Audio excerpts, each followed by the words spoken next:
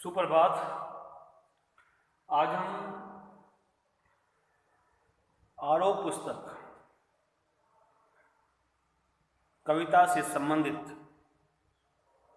तीसरा अध्याय कविता के बहाने। बात सीधी थी पर जिसके कवि हैं कुंवर नारायण। कविता के बहाने हमारे पाठ्यक्रम में शामिल हैं और बात सीधी थी इस बार हमारे पाठ्यक्रम में शामिल नहीं। सबसे पहले हम कुंवर नारायण जी का जीवन परिचय जान लेते हैं। आपका जन्म 1927 फैजाबाद उत्तर प्रदेश में हुआ था। आज उसका नाम चेंज हो गया है। आपके जो काव्य संग्रह हैं परिवेश, हम तुम, अपने सामने कोई दूसरा नहीं, इन दिनों प्रबंध काव्य। देखिए, इन दिनों कोई दूसरा नहीं, अपने सामने, परिवेश, हम तुम, ये आपके काव्य संग्रह हैं। आपको सबसे अधिक प्रतिष्ठा मिली है आपके प्रबंध काव्य से। आपका प्रबंध काव्य है आत्मजय, जिससे आपको सबसे अधिक प्रतिष्ठा मिली है।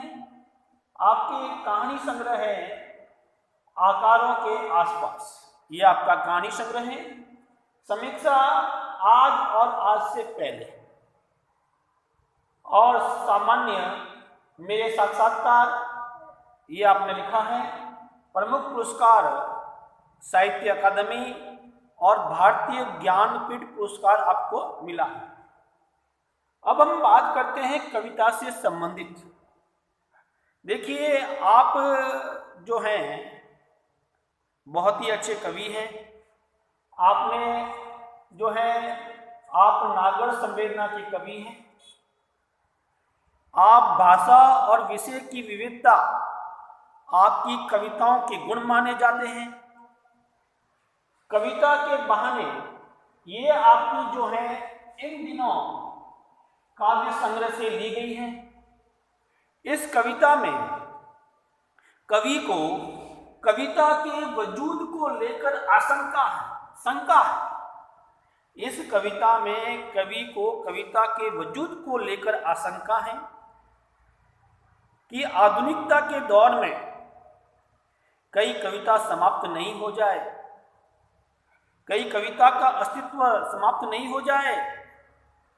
ऐसे में ये कविता की अपार संभावनाओं को टटोलने का एक अवसर है। ये कविता जो है चिड़िया से लेकर फूल और फूल से लेकर बच्चे तक की यात्रा है। इस कविता में चिड़िया के माध्यम से, फूलों के माध्यम से, बच्चों के माध्यम से कवि ने इस कविता की यात्रा जो है वो शुरू की है। एक और प्रकृति है तो दूसरी तरफ भविष्य की ओर बढ़ाता बच्चा है। देखिए, एक तरफ प्रकृति है तो दूसरी तरफ भविष्य की ओर जो बच्चा है वो कदम बढ़ा रहा है। कहने का तात्पर्य यह है, जिस प्रकार प्रकृति किसी प्रकार का भेदभाव नहीं करती है, ठीक उसी प्रकार बच्चे भी किसी प्रकार का भेदभाव नहीं करते हैं। कविता भी किसी के साथ भेदभाव नहीं करती है। कविता भी पीढ़ी दर पीढ़ी चलती रहती है। ये वहाँ यहाँ समझाने का प्रयास किया है कि जिस प्रकार बच्चों के खेल में किसी प्रकार का बंधन नहीं होता है, कविता भी शब्दों का खेल है। और कविता के शब्दों के इस खेल में जड़, चेतन, अतीत, वर्तमान और भविष्य सब उपकरण हैं। इसलिए जहाँ रचनात्मक ऊर्जा होगी, रचनात्मक ऊर्जा में जहाँ कवि की लिखी हुई कविता होगी, वहाँ बंधन स्वतः ही समाप्त हो जाएंगे, वहाँ किसी प्रकार का बंधन नहीं रहेगा। यह इस कविता के माध्यम से बताया गया है। और क्योंकि सीमाओं के बंधन जो हैं स्वतः ही समाप्त हो जाते हैं, ये सारी बातें जो है कवि ने हमारे सामने रखी हैं। देखिए, अब मैं इस कविता का एक बार आपको सारांश समझा देता हूँ पूरा।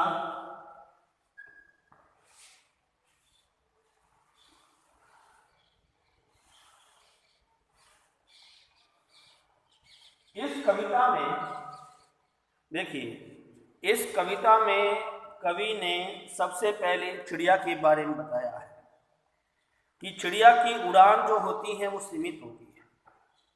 कविता की उड़ान जो है वो असीमित दायरे में रहती है। देखिए, चिड़िया जो होती हैं इस घर से उस घर जा सकती हैं, आ सकती हैं। ठीक उसी प्रकार फूलों की जो खुशबू है वो एक सीमित दायरे में फैल सकती है और फूल अंत में मुरझा जाता है, मिट्टी में मिल जाता है।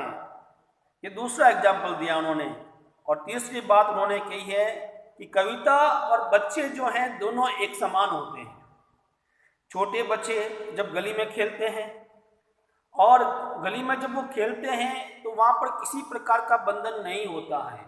छोटे बच्चे को ये मालूम नहीं है कि पास में हिंदू रहता है कि मुस्लिम रहता है कि सिख रहता है कि ईसाई रहता है। वो हर घर में चला जाता है कि निम्न जाति का है, स्वर्ण कास्ट का है, उसे कोई फर्क नहीं पड़ता है। बच्चों के सामने किसी प्रकार के बंधन नहीं चलते हैं, क्योंकि बच्चे जो होते हैं वो सांप्रदायिक सद्भावना की मिसाल होते हैं। ठीक उसी प्रकार कविता में भी कोई बंधन नहीं होता है। कविता जो है एक देश से दूसरे देश में चली जाती हैं। कविता जो होती हैं वो पीढ़ी दर पीढ़ी चलती रहती हैं। कविता कभी समाप्त नहीं होती हैं। और कविता देखिए, जो कविता है हमारे पिताजी ने पढ़ी थी, आज हम उस कविता को पढ़ रहे हैं, आने वाली युवा पीढ़ी भी इस कविता को पढ़ेगी। तो कविता कभी समाप्त नहीं होती है। कविता में भी किसी प्रकार का कोई बंधन नहीं होता है। अब हम इसकी कला पक्ष की बात करें तो देखिए, इसमें ध्यान रखना है, एक तो खड़ी बोली भाषा है, नंबर 1। नंबर 2 मिश्रित शब्दावली है।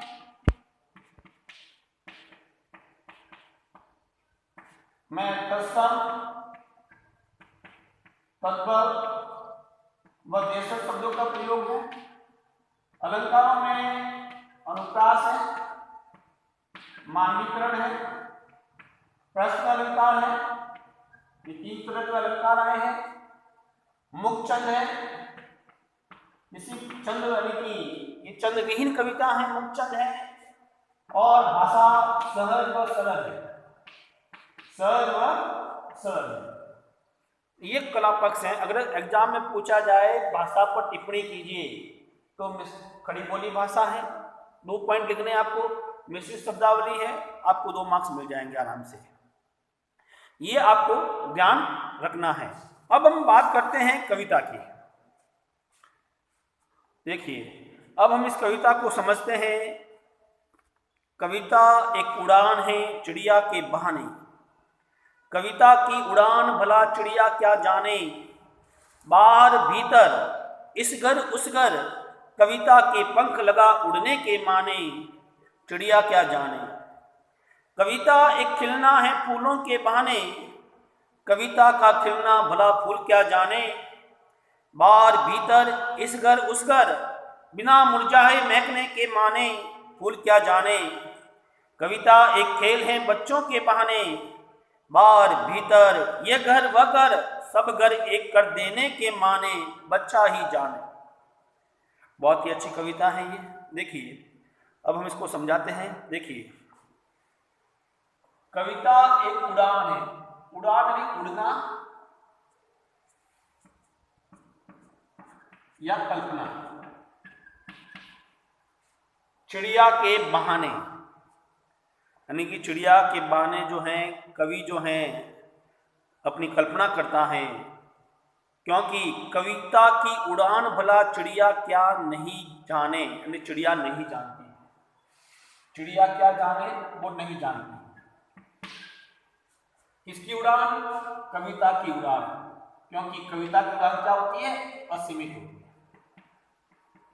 क्या होती है? असीमित होती है।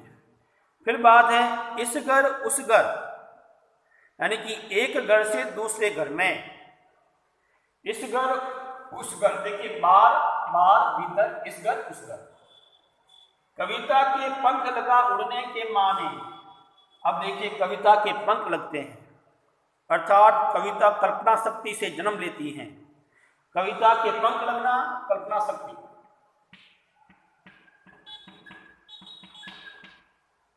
उड़ने के माने, माने यानी अर्थ, माने यानी अर्थ, चिड़िया क्या जाने। चिड़िया देखिए कवि जो बताता है, कविता के पंख लगा उड़ने के माने, यानी कि कवि मानव मन व समाज की भावनाओं की अभिव्यक्ति देता है। यानी कि कविता के पंख लगा यानी मानव और समाज के मन की अभिव्यक्ति जो है कवि कविता के माध्यम से देता है, अपनी कल्पना शक्ति के माध्यम से देता है। कविता पंख लगाकर मानव के आंतरिक व बाहरी रूप में उड़ान भरती है, वह एक घर से दूसरे घर उड़ सकती हैं। चिड़िया क्या जाने, अर्थात चिड़िया जो है, चिड़िया नहीं जानती कि कविता जो है वो असीमित दायरे में रहती है। इस बात को चिड़िया नहीं जानती है, यानी कविता का प्रभाव जो है असीमित होता है, चिड़िया की उड़ान सीमित होती है। कविता एक खिलना है फूलों के बहाने। देखिए फूलों को देखकर कवि का मन प्रसन्न होता है, तो कवि के मन में कविता फूलों की भांति विकसित होती है। देखिए कविता एक खिलना है फूलों के बहाने। देखिए फूल को देखकर कवि क्या होता है, प्रसन्न होता है, और इन फूलों के कारण जो है, उन फूलों के बहाने जो है कवि की कविता विकसित होती है, कवि की कविता विकसित होती है। कविता का खिलना भला फूल क्या जाना, फूल क्या जाने, यानी कविता खिलती है अर्थात जो है कविता विकसित होती है, फूल मुरझा जाता है, इस बात को फूल नहीं जानता है। बाहर भीतर इस घर उस घर, जिस प्रकार फूल पराग मधु व सुगंध के साथ खिलता है, उसी प्रकार कविता भी मन के भावों को लेकर रची जाती है। बिना मुरझाए महकने को माने, महकना सुगंध बिखेरना, महकना सुगंध बिखेरना, महकना सुगंध बिखेरना। मुरझाना मुरझा जाना, फूल क्या जाने, फूल उस बात को नहीं जानते हैं। कविता एक खेल है, कविता को खेल की संज्ञा दी गई है, कविता को खेल की क्या दी गई है, संज्ञा दी गई है, ठीक है, उसको नाम दिया गया है। बच्चों के बहाने, बच्चे सभी घरों को एक समान करने के बहाने जानते हैं। बच्चों के बहाने, देखिए इस प्रकार कविता एक खेल है बच्चों के बहाने, अर्थात बच्चों के खेल में कोई बंधन नहीं होता, कोई बंधन नहीं होता है। वैसे ही कविता के खेल में भी शब्दों की कोई बंधन नहीं होता है, कवि बताना चाहता है। और बाहर भीतर यानी आंतरिक और बाहरी रूप से कवि जो है अपने मनोभावों को प्रकट करता है। कविता के लिए कविता शब्दों की क्रीड़ा होती है। सब घर एक कर देने के माने, एक कर देना विस्तार देना, एक कर देना उसको विस्तार देना, माने मानना, बच्चा ही जाने, बच्चा ही जानता है। बच्चा कहीं भी कभी भी खेलता है। इसी तरह कविता कहीं भी प्रकट हो, दोनों जो है बंधन को नहीं मानते हैं। कवि बच्चे की तरह बेपरवाह है, कविता पर कोई बंधन लागू नहीं होता है, क्योंकि कविता जो होती है सर्वव्यापक होती है, उसमें रचनात्मक ऊर्जा होती है और एक समान जो है बच्चों के खेल की तरह होती है। अब हम इस कविता को पूर्ण रूप से समझते हैं वापस। अब तक हमने जो थोड़े से इतने डिफिकल्ट शब्दार्थ भी नहीं थे, अब हम पूरा इसको समझाते हैं। देखिए बेटा, कविता एक उड़ान है चिड़िया के बहाने। कवि कह रहा है कि कविता एक उड़ान है, कविता की अपनी एक कल्पना शक्ति है, कविता कल्पना शक्ति के सहारे जन्म लेती है। चिड़िया के बहाने, चिड़िया के बहाने, लेकिन चिड़िया के बहाने देखिए, चिड़िया के बहाने, चिड़िया और कवि, जिस प्रकार कविता जो होती है वो असीमित दायरे में रहती है, चिड़िया जो है सीमित दायरे में रहती है। तो चिड़िया के बहाने यानी कि जो चिड़िया के बहाने कवि ने अपनी बात रखी है कि चिड़िया जो होती है वो क्या रहती है, सीमित दायरे में रहती है, आपने कई बार चिड़िया को देखा होगा। चिड़िया जो है एक सीमित दायरे में उड़ती हैं, चिड़िया जो है एक सीमित जगह पर जा सकती हैं। लेकिन कविता जब जन्म लेती है तो उसमें कल्पना शक्ति का विकास होता है। कविता की उड़ान भला चिड़िया क्या जाने, कविता की उड़ान को चिड़िया नहीं जानती है। क्या नहीं जानती है कि कविता असीमित होती है, उसमें किसी प्रकार का बंधन नहीं होता है, किसी प्रकार का बंधन नहीं होता है। चिड़िया क्या जाने, इस बात को चिड़िया नहीं जानती है। बार भीतर इस घर उस घर, कविता जो है चिड़िया जो है बाहर से अंदर आ सकती है, अंदर से बाहर जा सकती हैं और इस घर से उस घर जा सकती हैं। लेकिन कविता में किसी प्रकार का अंदर बाहर का बंधन नहीं होता है। कविता किसी एक विशेष सीमा में भी नहीं रहती है। कविता के पंख लगा उड़ने के माने, कविता जो है कविता के पंख लगते हैं। कैसे पंख लगते हैं? कवि के मन में मानव के लिए, समाज के लिए जो विचार आता है, कवि उन पंखों के माध्यम से अपनी बात रखता है। तो मानव समाज की बात रखता है कविता। कविता के पंख लगा उड़ने को माने, कविता पंख लगा कर उड़ती है, अर्थात कविता जो है समाज में परिवर्तन लाने का प्रयास करती है। वो मानव सभ्यता और मानव के बारे में सब कुछ बताती है कविता जो है। तो कविता के पंख लगा उड़ने के माने, कविता के पंख लगते हैं, लेकिन वो पंख जो होते हैं वो असीमित दायरे में होते हैं, उसमें किसी प्रकार का बंधन नहीं होता है। चिड़िया क्या जाने, इस बात को चिड़िया नहीं जानती है, क्योंकि चिड़िया जो होती हैं वो सीमित दायरे में रहती हैं, जबकि कविता जो है वो कविता जो होती है वो असीमित दायरे में रहती है। ये तो हो गया है, बात की है चिड़िया से। अब कवि ने आगे उदाहरण दिया है, कवि ने आगे एक उदाहरण दिया है। क्या उदाहरण दिया है? कविता एक खिलना है फूलों के बहाने। जिस प्रकार फूल खिलते हैं, फूलों को देखकर कवि प्रसन्न होता है, और जब कवि का मन प्रसन्न होता है तो कवि के मन से आंतरिक विचार निकलते हैं। तो फूलों के बहाने के माध्यम से भी कवि ने अपनी बात रखी है कि कविता एक खिलना है, कविता खिलती है, विकसित होती है। कविता क्या होती है? विकसित होती है, खिलती है। फूलों के बहाने फूलों की तरह कविता भी खिलती है, लेकिन फूल मुरझा जाता है, कविता कभी मुरझाती नहीं है। देखिए, कविता का खिलना भला फूल क्या जाने, लेकिन कविता खिलती है इस बात को फूल नहीं जानते हैं, क्योंकि फूल तो खिलने के बाद जो है स्वतः नष्ट हो जाते हैं।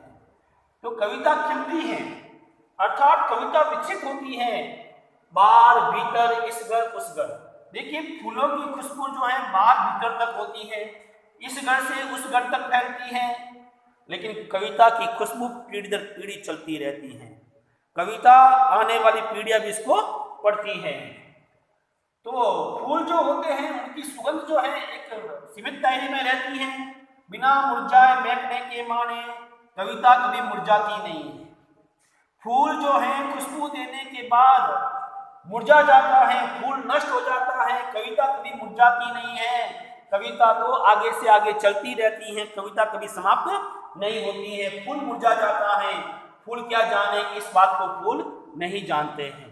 कहने का तात्पर्य यह है कि फूल जो है अपनी खुशबू सीमित दायरे में देता है। फूल जो है वो नष्ट हो सकता है, सुगंध देने के बाद मुरझा सकता है, लेकिन कविता कभी मुरझाती नहीं है। ये दो बातें जो हैं, फूल भी एक सीमित दायरे में रहते हैं और चिड़िया भी एक सीमित दायरे में है।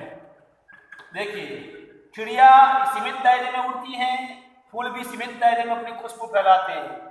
फूल जो है मुरझा जाते हैं, चिड़िया भी, उसको भी थकान महसूस होती है, लेकिन कविता को कभी थकान महसूस नहीं होती है, क्योंकि उस कविता में कवि की कल्पना शक्ति की उड़ान होती है।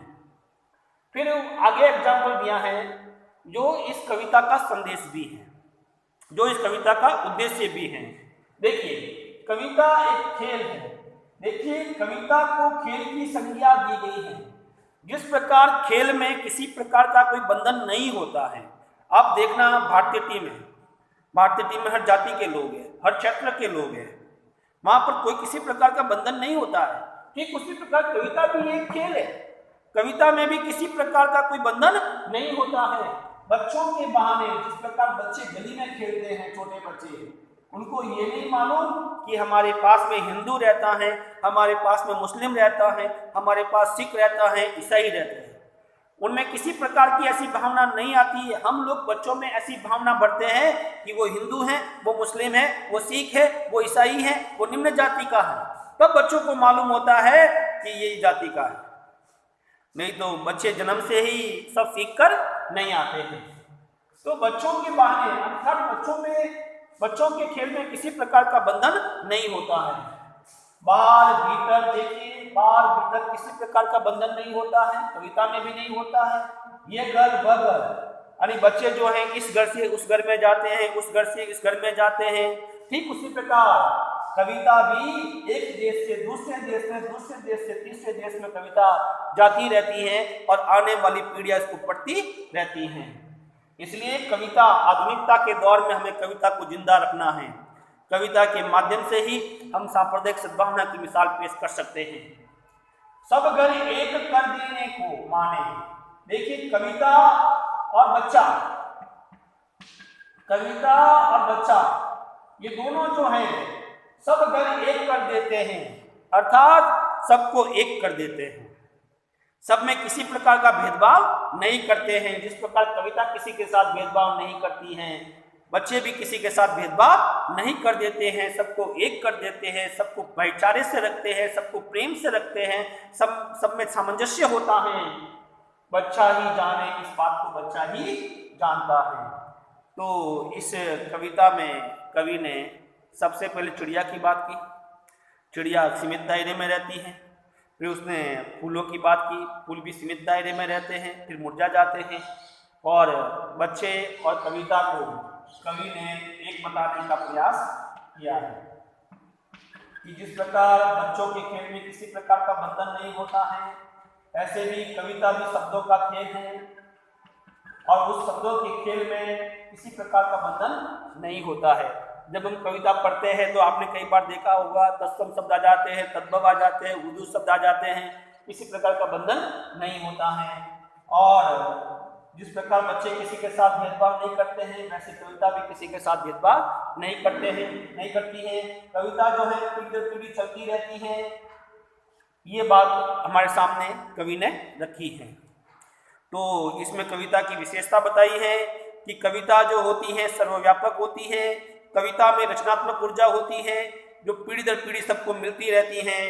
जिस प्रकार खेल का उद्देश्य मनोरंजन व आत्मसंतुष्टि होता है, उसी प्रकार कविता भी शब्दों के माध्यम से मनोरंजन करती हैं तथा रचनाकार को संतुष्टि प्रदान करती हैं।